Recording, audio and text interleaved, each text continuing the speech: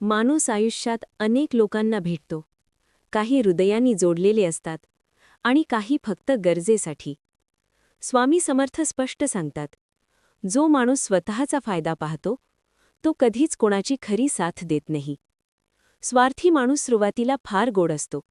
तो तुमचं कौतुक करतो, तुमच्याशी सतत संपर्कात राहतो, तुमचं महत्त्व वाढवून सांगतो. पण लक्षात ठेवा, हे प्रेम नसतं, हा स्वार्थ असतो. ज्या दिवशी त्याचा फायदा थांबतो त्या दिवशी तो माणूस दूर जातो, फोन बंद होतो, ओळखही नाकारली जाते.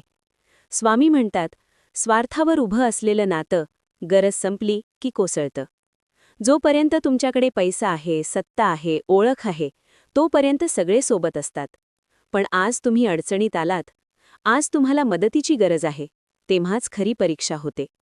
स्वार्थी माणूस म्हणतो, आत्ता जमणार नाही, माझी अडचण आहे, नंतर पाहू. स्वामी सांगतात, जो संकटात पाठ फिरवतो तो सुखातही खोटाच असतो. स्वार्थ माणसाचं हृदय कठोर करतो.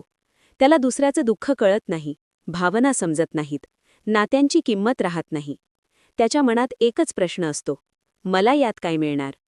असा माणूस कधी बलिदान देत नाही, कधी साथ देत नाही, कधी जबाबदारी घेत नाही.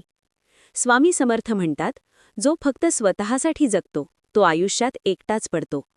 स्वार्थी लोक तुमची ऊर्जा घेतात, तुमचा वेळ घेतात, तुमचा विश्वास वापरतात आणि गरज संपली की तुमचं अस्तित्वही विसरतात. म्हणूनच स्वामी स्पष्ट सांगतात, दुर्जनांच्या संगतीत राहण्यापेक्षा एकटं राहणं श्रेष्ठ. मग करायचं काय?